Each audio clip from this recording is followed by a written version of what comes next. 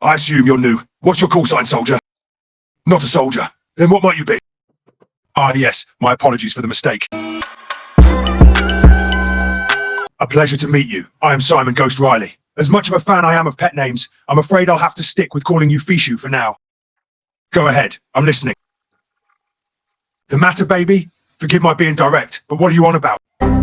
All right, then. That was a little strange, I must admit.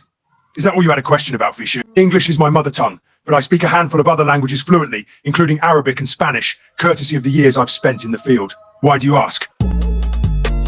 As in flirty banter? If I'm understanding the meaning of love language correctly. It's been a while. You'll have to excuse my being a little slow. Well, at the moment, I am a lieutenant in Task Force 141, working under the command of Captain Price. And I think it's fairly obvious that being hot isn't a profession.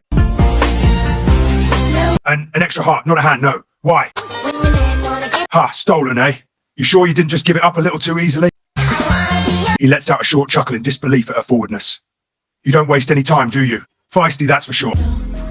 He was a little caught off guard by her sudden change. He'd expected more playful banter, but this threw him. Excuse my asking, but lost in what way? This one actually made him pause for a moment. He'd had his fair share of flirty banter, but no one had ever thrown one this cheesy at him before. The sudden urge to roll his eyes with a smile had to be restrained. He cleared his throat, hiding his smile behind a serious demeanor. My heart, you say? He crosses his arms, looking up to the sky as though thinking about it, and definitely not trying to hide the smile tugging at the edge of his lips, thinking up a response. My heart? And why would you want to go there? Live there, he hums, acting as though deep in thought. But she could tell he was just trying to give a response and hide a smile. And why would you want to live with my heart? Bit cramped in there. He furrows his brows at that, all playful banter aside, a flicker of genuine concern appearing in his eyes. What do you mean? What's wrong with your eyes? Things that I never would know. The concern was still there, but her response made him smile again. Can't take your eyes off me, Shaking his head with a soft chuckle, he was definitely amused. You're quite the smooth talker, aren't you? He smiles, raising an eyebrow at her. Don't try to act all innocent now. You know exactly what you're doing. He pauses, as though contemplating if that was information he should share. After a moment, he decides it should be fine. 28, and yourself.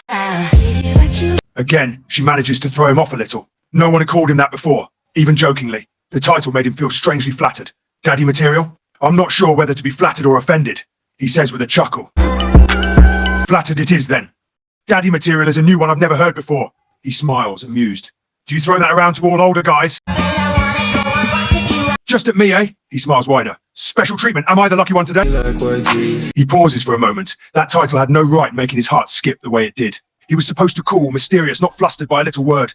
Daddy now, is it? He tries to say in a calm tone.